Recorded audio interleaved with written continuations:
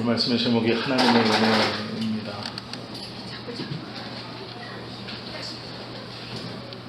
문명이 발달하면서 참 편리해졌습니다.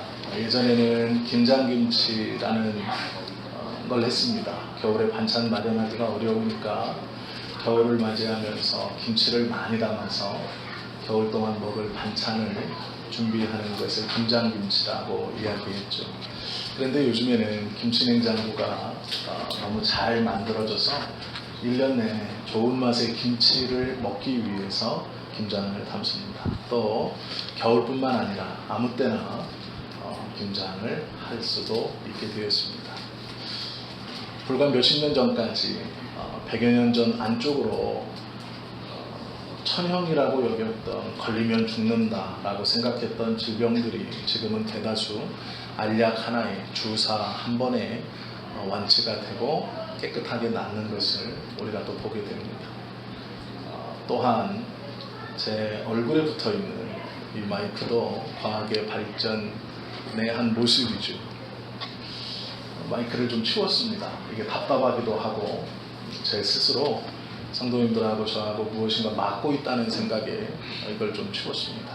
그리고 강대상이 크지 않아서 성경을 펴놓고 이렇게 올려놓기가 좀 힘들어서 마이크를 떼고 강대상을 좀 넓게 쓰려고 교체를 했습니다. 저도 좀 적응이 안 되고요. 성도님도 조금 적응이 안 되실 텐데 몇 주만 참으시면 이제 적응이 되실 겁니다. 과학과 의학의 발달로 참 세상은 편해졌습니다. 많이 좋아졌죠. 엘리베이터가 저희는 없지만 만약에 엘리베이터가 없는 아파트를 상상해 보십시오. 어떻게 올라다니겠습니까? 그런데 문제는 참 과학과 의학이 발달하면서 편리해지고 좋아진 세상을 살고 있는데 우리나라가 OECD에서 자살률이 1위입니다.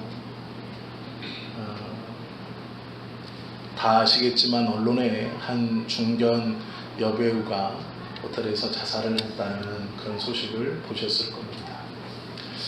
우리와 아주 동떨어진 사람 같으면 문제가 없지만 참 친숙하게 다가왔던 분이었고 또 제가 알기로 그분은 신앙도 신실했던 그러한 분입니다.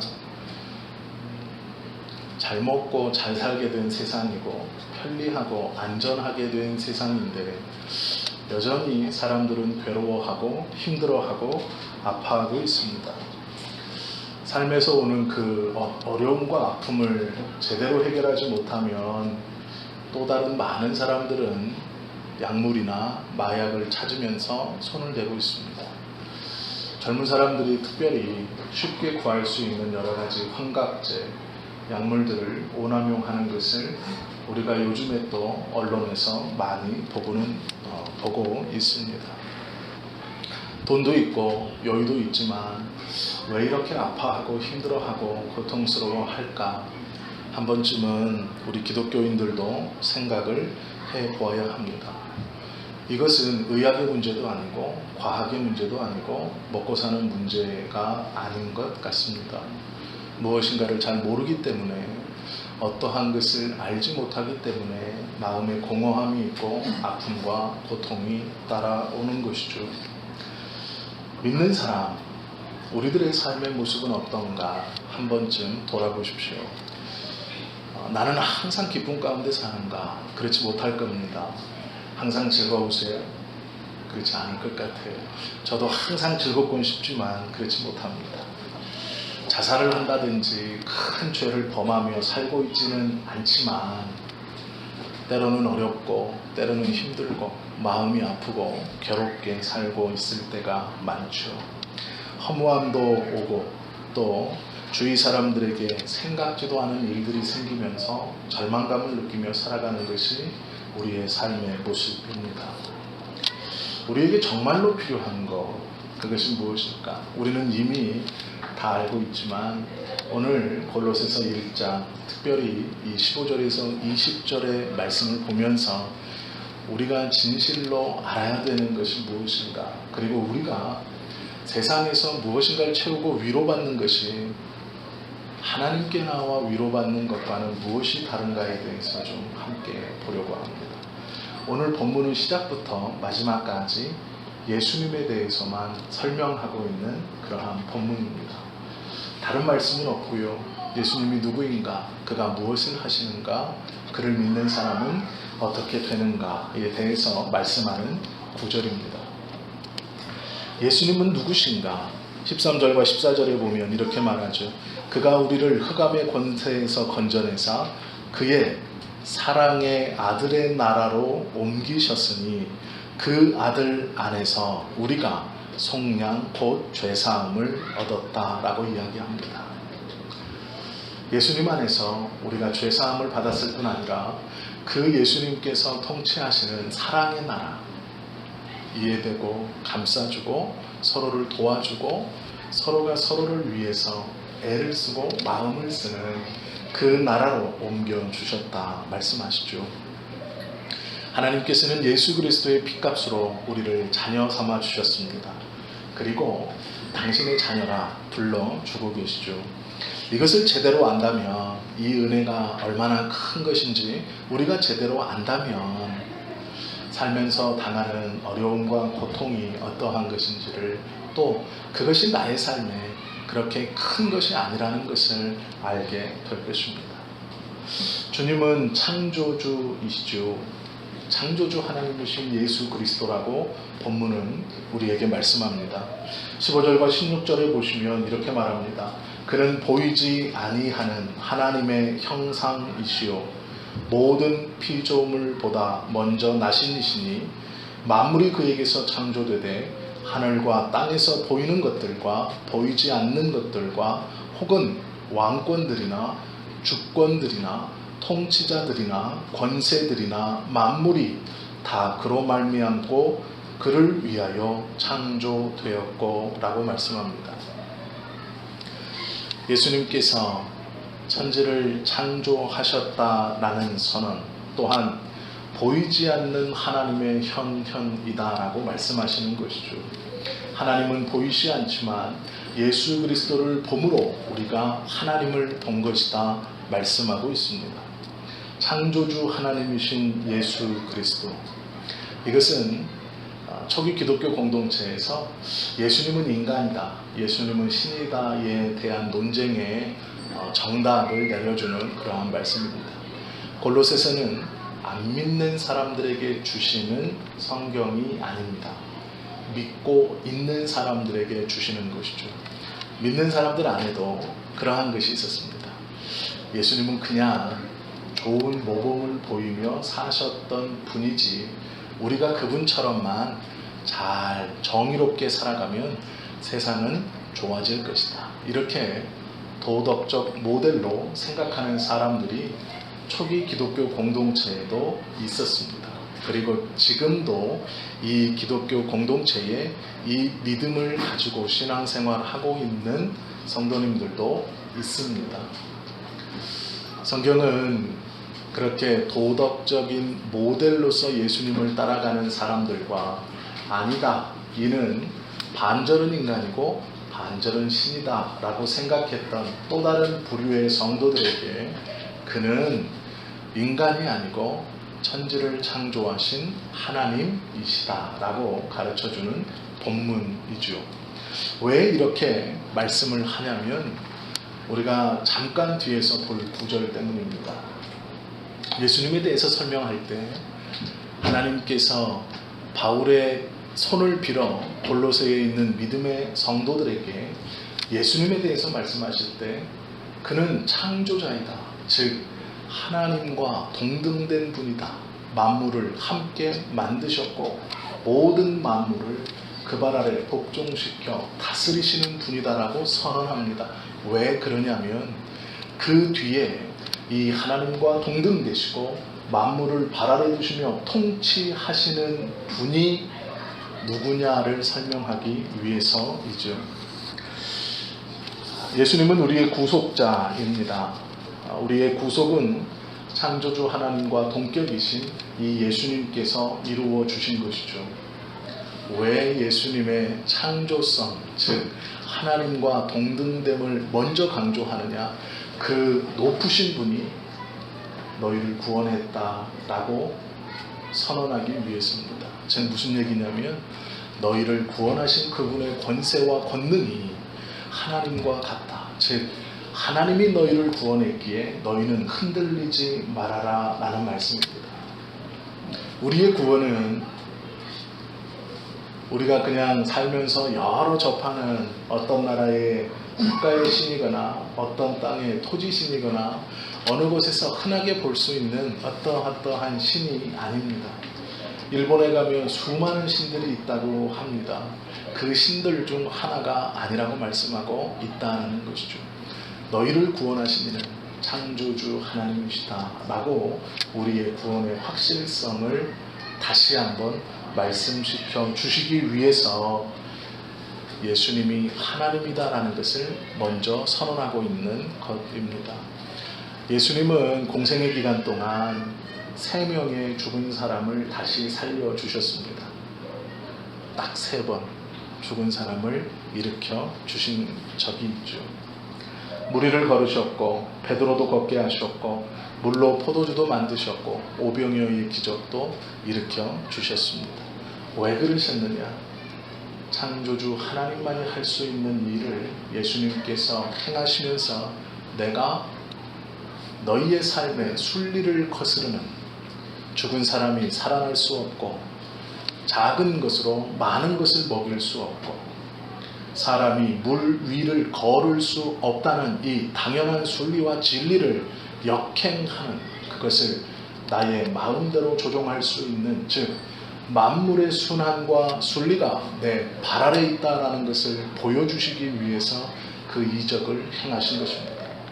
행하시면서 예수님께서 모든 사람들에게 보여주고 싶으신 것은 내가 창조주이며 만물을 통치하고 있다라는 것이죠. 그 만물을 통치하는 내가 너희를 위하여 생명을 버릴 것이니 너희의 구원이 얼마나 값진 것이냐라고 선언하고 되묻고 계시는 것입니다. 조지 뮬러라고 하는 기도의 사람이라고 알려진 사람이 자신의 일기에서 이런 고백을 했습니다. 나는 아무것도 아닙니다. 나는 없는 것이 더 낫습니다. 그러나 예수 안에 있으면 모든 것이 가능합니다. 라고 그가 고백했습니다. 하나님을 묵상하고 묵상하니 나의 개인의 존재는 아무것도 아닌데 하나님 안에 있는 그 아무것도 아닌 존재는 모든 것을 할 수 있다라는 고백이죠. 뮬러는 그가 받았던 구원을 주시는 그 구원을 우리에게 허락해 주셨던 그분이 누구인가를 분명히 알고 있는 것이죠. 만물을 발 아래 두고 통치하시는 분입니다. 우리도 마찬가지죠. 동일하신 예수님께서 우리에게 구원을 주셨습니다. 우리 성도님 한 분 한 분은 참으로 귀하고 복된 분입니다. 삶의 모양은 좀 다르고 입고 있는 옷은 좀 달라도 우리의 영혼의 값어치는 그 하나님께서 천지를 창조하시고 발 아래 두고 통치하시는 그 권능의 예수님께서 저와 우리 모두의 한 영혼 한 영혼을 위하여 예수 그리스도 본인이 자신의 목숨을 우리와 바꾸셨다라는 이 놀라운 선언을 꼭 기억해야 합니다. 아픈 일이 있고 힘든 일이 있을 수 있고 어렵고 삶은 예수님께서도 제자들에게 복음과 함께 고난을 받으라 말씀하셨습니다. 삶은 고난 그리고 아픔, 어쩌면 고난과 아픔이 한 80%, 기쁨과 즐거움이 한 20%가 잘 버무려져 있는 것인지 모르겠습니다. 그런데 꼭 기억하십시오. 우리의 값어치는 내가 무엇을 입고 무엇을 먹고 무엇을 쓰고 어떻게 말하냐가 아니라 얼마만큼 배웠느냐로 평가되는 것이 아니고요. 그 천지를 만드신 예수님께서 우리 한 영혼 한 영혼을 위하여 당신의 그 귀한 목숨값으로 바꾸어 주셨다라는 것이죠. 그러기에 우리 성도님들은 참으로 귀하고 복된 분들입니다. 이렇게 말씀하셔도 하나님께서는 마음이 불안하셨는지 천지를 창조하고 그 천지를 발 아래 두고 통치하고 너희들이 우러러보는 모든 왕들의 위에서 그들조차도 예수 그리스도를 위해 이 땅에 창조되었다는 것을 선언하셨고 그 예수님이 너희를 위해 십자가에서 죽어 바꾸었다라는 선언에도 불구하고 여전히 해결하지 못하는 삶의 문제를 위해서 한 말씀을 더 하십니다. 그것이 무엇이냐면 교회의 머리라고 예수 그리스도를 선언해 주시는 것이죠. 너희의 개인이 너무나 귀하다. 너무나 복되다. 너희의 개인을 위해 나의 아들이 너희를 위해서 죽었다라고 말씀하시는 것뿐 아니라 그 개인이 모여서 함께 그 하나님을 따르고자 모여있는 교회 공동체의 머리가 된다라고 선언해 주시는 것이죠. 즉 무엇이냐면 개인도 귀하고 믿는 자가 모여있는 교회의 공동체도 귀하다. 즉 이게 무엇이냐면 네가 혼자 떨어져 있어도 귀한 사람이고 함께 있어도 귀한 사람이다. 즉 이 말은요, 이스라엘 사람들 즉 히브리인들의 사고 속에서 이런 게 있습니다. 성경에서 복을 선언해 주실 때 나가도 복을 받고 또 무슨 얘기를 합니까? 들어와도 복을 받고 높은 데서도 하나님이 너를 보시고 음부에 내려가도 하나님이 너를 기억하신다라고 말하죠. 네가 세상 끝 저편에 있어도 너를 기억할 것이고 세상 끝 이편에 있어도 너를 기억할 것이고 네가 땅에서나 반대되는 개념인 바다 끝에 있을지라도 너를 기억할 것이다 말하죠. 히브리인들의 사고 속에서 안과 밖은 세상의 모든 것을 이야기합니다. 이 사고를 가지고 지금 이야기하시는 거예요. 개인이 귀하고 공동체 또한 귀하다라는 이 말씀은 너희의 모든 것은 완벽하게 귀하다라는 말씀입니다. 그래서 개인을 강조하시고 또 그 공동체를 강조해 주신 것이죠. 이 말은 교회가 더 귀하고 개인은 교회보다는 조금 덜 귀합니까? 이런 뜻 아닙니다. 귀한 사람들이 모여있으니 공동체가 더 귀하겠네요. 그런 뜻이 아닙니다. 너희의 삶이 너 혼자서 살아가는 삶 그것도 귀해서 내가 함께 할 것이고 너희가 모여있는 교회의 공동체도 너무나 귀하기 때문에 네가 이곳에 있든 이곳에 있든 귀하다라는 말씀입니다. 즉 이것은 구원받은 우리가 어느 곳에 있든지 하나님께서 귀하고 복되게 보아주실 것이라는 히브리인들의 사고에 맞춰서 선언해 주시는 말씀입니다. 온전히 귀한 삶을 너는 살고 있다 그렇게 말씀하고 있죠.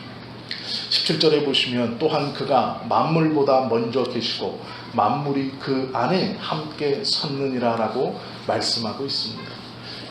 세상에 존재하는 이유는 예수 그리스도 때문이다 라고 말씀하시는 것이죠. 만물이 그의 안에서 그와 함께 서있다. 그가 넘어지면 만물이 넘어진다는 얘기입니다. 쉬운 말로 하나가 넘어지면 하나가 넘어진다는 뜻입니다. 그러나 그 하나의 기준이 예수 그리스도이시라고 성경은 말씀하는 것이죠. 18절에 보시면 그는 몸인 교회의 머리시라 선언합니다. 이 말은 믿어 모여있는 너희가 참으로 귀하고 그 공동체의 머리가 그리스도니 머리가 창조주처럼 귀한 권세와 권위를 가지고 있으니 너희도 그 귀한 권위와 권세를 가지고 있고 그만큼 귀하고 복된 공동체다라고 말씀해 주시는 겁니다. 우리가 예수님이라는 말이 아니에요. 이 말씀을 오해하시면 교회가 예수님이고 교회가 능력이고 교회가 복이고 교회가 권세이고 교회가 세상을 다스려야 하고 교회가 세상을 통치해야 된다고 오해하실 수 있습니다. 왜요? 만물의 통치자이신 예수님께서 교회의 머리이시니 그 교회가 세상을 통치해야 되는 것이 아닌가 이렇게 잘못 생각할 수 있죠. 그러나 성경에서 예수님을 교회의 머리라고 선언해 주시면 세상을 통치하라는 얘기가 아닙니다. 아시는 분은 아시는지 모르지만 이 말씀을 잘못 해석해서 지금 언론에 목사님 한 분이 오르내리고 있습니다. 그분이 교회가 세상을 통치해야 된다라고 말씀하시죠. 그것이 하나님의 뜻이다라고 말씀하시죠. 그것은 잘못된 말입니다. 성경을 잘못 해석하신 것입니다. 그 통치자이신 예수님께서 교회의 머리가 되신다는 얘기는 하나님께서 교회를 그렇게 귀하게 여겨주신다는 것이고, 교회는 그만한 존중과 그만한 권세를 가지고 있는 귀한 신분에 있다라고 말씀해 주시는 겁니다. 우리가 교회에 소속된 지체들인 우리가 머리가 귀한 것처럼 너희도 하나님 앞에 귀하고 복되다라고 말씀하시는 것이죠. 통치자를 머리로 두었으니 교회가 세상을 통치해야 된다라고 말씀하시는 것이 아니다라는 것입니다. 이 말씀을 이해하셔야 됩니다. 그래야 잘못된 것에 빠지지 않습니다. 우리는 하나님께서 세워주신 믿음의 공동체이죠. 교회가 1000명, 10,000명, 아니 10만 명, 100만 명이 된다고 해서 그 힘으로 세상을 바꾸어 가거나 통치해 갈 수 있다고 믿으면 안 됩니다. 그것은 교회의 사명도 하나님께서 주신 믿음의 공동체에 할 일도 아닙니다. 그렇다고 교회는 세상의 일에 눈 감고만은 있을 수 없는 것 또한 사실입니다. 그러나 주도적으로 교회가 세상을 개혁하고 바꾸어 가겠다라는 것은 성경을 잘못 해석하고 있는 것입니다. 우리는 구원의 공동체로 그 권위를 가지고 있는 예수 그리스도가 머리 되심으로 너희의 공동체가 너무도 귀하고 너무도 복되고 너무도 영화로운 신분을 가지고 있다라는 말씀이지, 절대로 세상 가운데 그 권세를 가지고 통치해서 바꿔라라고 하시는 것이 아닙니다. 교회가 그렇게 해야 한다면 하나님께서 주시는 일반 은총은 소용이 없습니다. 교회가 왜 세상만 바꾸나요? 하나님은 치료의 하나님이시니 의사들이 소용없죠. 이해가 되십니까? 이 논리가. 성경을 잘못 해석하면 큰 위험에 빠지게 됩니다. 예수님을 교회의 머리라고 선언하신 이 아르케라는 이 말씀은 근본이라는 뜻입니다. 교회의 근본은 예수 그리스도이시다라는 것이죠. 왜 교회의 머리가 예수 그리스도일까요? 그만큼 귀하고 복된 공동체가 교회이다라는 것이죠. 즉 하나님께서는 홀로 떨어져 있을 때 너희의 삶이 복되고 귀하고, 너희가 교회 공동체로 들어와 함께 예배 가운데 모여있는 그 삶도 귀하고 비교할 수 없을 만큼 복되다라는 것이죠. 우리의 삶이 하나님은 나와도 들어가도 복되다라고 말씀하시는 겁니다. 이것이 우리가 꼭 기억해야 되는 하나님의 말씀이죠. 상처를 입을 수 있고 아플 수 있습니다. 언론에 보니까 그 중년 여배우는 우울증이 있었다고 합니다. 위로할 사람도 찾았을 것이고 자기 아픔을 공유할 사람도 찾았을 것입니다. 그러나 세상의 어떤 누구도 그에게 진정한 위로를 주지 못한 것 같습니다. 우리도 마찬가지입니다. 잠깐의 고민을 털어놓을 수 있는 것은 참 좋은 것입니다. 우리가 서로에게 그런 사람이 되어야 하죠. 우리가 서로에게 그 아픔을 나눌 수 있는 정말로 그리스도의 피를 나는 형제들이 되어야 합니다. 그러나 진정한 위로는 하나님께서 나를 어떻게 보시냐를 깨닫는 것입니다. 사람들은 형편없다고 말하지만 하나님은 어디서나 귀하다라고 말씀해 주시는 것이죠. 그 말씀에 대한 확신이 우리 안에 있을 때 우리가 이 땅을 열심히 최선을 다해 살아갈 수 있는 것이죠. 교회의 머리가 되신 예수님, 그 예수님이 우리와 함께 하시고 우리의 구세주이시다라고 말씀하고 있다라는 것입니다. 19절과 20절은 이렇게 말합니다. 아버지께서는 모든 충만으로 예수 안에 거하게 하시고 그의 십자가의 피로 화평을 이루사 만물 곧 땅에 있는 것들이나 하늘에 있는 것들이 그로 말미암아 자기와 화목하게 되기를 기뻐하심이라. 어렵고 힘들고 어쩌면 실수하고 넘어질지 모르겠습니다. 그것이 세상의 형법으로는 얼마만큼 큰 죄인지는 모릅니다. 아니, 그것에 빗대어서는 죄가 아닐지 모릅니다. 그러나 우리의 마음을 괴롭히고 있는 개인적인 아픔들과 죄악들, 우리의 마음속에 있는 허물들, 또 누구에게나 다 가지고 있는 마음의 찔림들이 있을지 모릅니다. 기억하십시오. 하나님은 예수 그리스도로 말미암아 모든 자와, 여기서 말하는 모든 자는 이 글을 읽고 있는 믿음의 사람 모든 자입니다. 여기서 말하는 모든 자는 참 죄송스럽게도 세상의 사람들이 아닙니다. 골로새서를 받아 지금 함께 낭독하는 방법은 우리처럼 회당에 모여서, 즉 골로새 교회 공동체에 모여서 대표가 큰 소리로 읽는 겁니다. 아버지께서 모든 충만으로 예수 안에 거하게 하시고 그의 십자가의 피로 화평을 이루사 곧 만물, 땅에 있는 것들이나 하늘에 있는 것들이 그로 말미암아 자기와 화목하게 되기를 기뻐하심이라 라고 외치면, 이 외침을 듣는 사람은 골로새 교회의 성도입니다. 이 성도 중에는 부자도 있고 가난한 사람도 있고 귀족도 있고 노예도 있습니다. 많이 배운 사람도 있고 종교적으로 바리새인도 있고 제사장, 사독의 후예들도 있고 여러 다양한 민족과 언어를 쓰는 사람들이 그 공동체 안에 다 들어와 있습니다. 거기서 말하는 것이 모든 사람입니다. 즉 구원의 울타리 밖에 있는 모든 사람이 아니고 구원 안에 들어와 함께 이 글을 듣고 있는 어린아이부터 어른까지의 모든 사람입니다. 기준은 그리스도 안에 있는가 아닌가입니다. 우리는 이미 그리스도 안에 있는 사람들입니다. 그와 함께 서 있는 사람들이죠. 꼭 기억하십시오. 하나님은 우리와 다시 화목해 되기를 원하십니다. 에덴 동산에서 선악과를 따먹고 하나님의 낯을 피해서 나뭇잎으로 옷을 입고 나무 뒤에 숨어 있었던 아담과 하와를 부르셨던 하나님의 그 음성처럼, 아담아 내가 어디 있느냐 라고 부르셨다. 다시 내 앞에 나와 제가 여기 있습니다 라고 말하기를 간절히 원하셨다. 그 하나님의 음성처럼 내가 너와 다시 화목하게 되기를 원한다.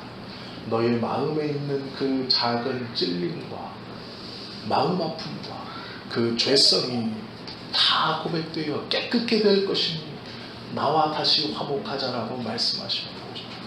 너와 나는 아무런 꺼림이 없이 다시 화목하게 되는 것을 내가 원한다라고 성도들에게 선언하시는 겁니다. 그 말씀을 하기 위해서 예수가 창조자이고 그 예수가 너를 구원하여 너는 복되고 나가도 들어가도 너는 복된 사람이니 그 복된 사람인 것을 기억하고 다시 나와 화목하자라고 말씀해 주신다라는 것이죠. 우리가 이것을 꼭 기억해야 합니다.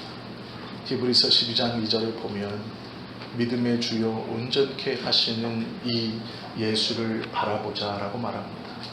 저는 그 앞에 있는 즐거움을 위하여 십자가를 참으사 부끄러움을 개의치 아니하시더니 하나님 보좌 우편에 앉으셨느니라 말씀해 주고 있죠. 우리가 하나님 앞에 나아가 우리의 허물들을 고백하는 것, 그리고 그분과 다시 화목하게 하는 것은 하나님이 기다리시는 겁니다.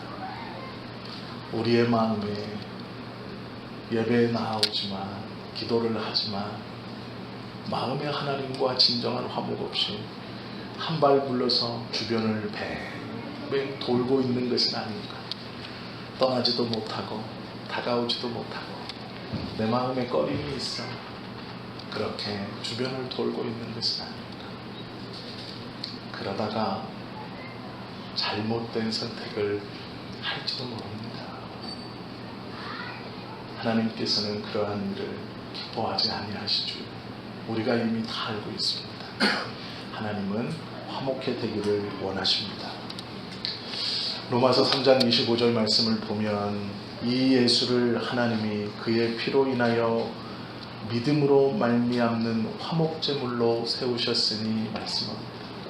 우리와의 관계를 다시 화목하게 하시기 위해서라는 말씀을 계속 말씀하고 있습니다. 말씀을 좀 마칩니다. 저와 여러분들은 참으로 귀하고 복된 사람들입니다. 세상의 판단 기준으로는 얼마짜리를 매길 수 있겠지만 하나님 앞에서는 하나님이 보시기에는 모두 다 귀하고 비교할 수 없을 만큼 복된 분들입니다. 그 자존감을 가지십시오. 그리고 회복하십시오. 하나님께서는 언제든지 우리와 화목하게 되기를 원하십니다. 그러기 위해 이미 예수 그리스도를 보내셨고 우리는 그것을 믿고 있습니다. 우리의 죄악이 진홍 같을지라도 포도주를 마시다가 옷에 흘려서 벌겋게 물들어진 그 지워지지 않는 그러한 진홍과 같이 우리의 죄가 우리의 영혼을 물들고 있을지라도 하나님은 눈과 같이 하얗게 도와주신다 말씀하고 있죠. 그 은혜의 하나님이 우리와 동행하시고 우리의 하나님이십니다. 힘들고 어려움이 있고 마음이 약해질 때 우리를 붙들기 원하시고 함께하기 원하시는 그 하나님을 기억하시고 그 하나님과 화목해 되시며 다시 한번 새 힘을 얻고 새 힘을 내고 우리 예수 그리스도의 은혜 아래 한 걸음 한 걸음을 힘들고 어려움 중에도 편안하진 않지만 평안함 가운데 걸어가실 수 있는 저와 여러분 되시기를 예수님의 이름으로 축원합니다. 기도하시겠습니다.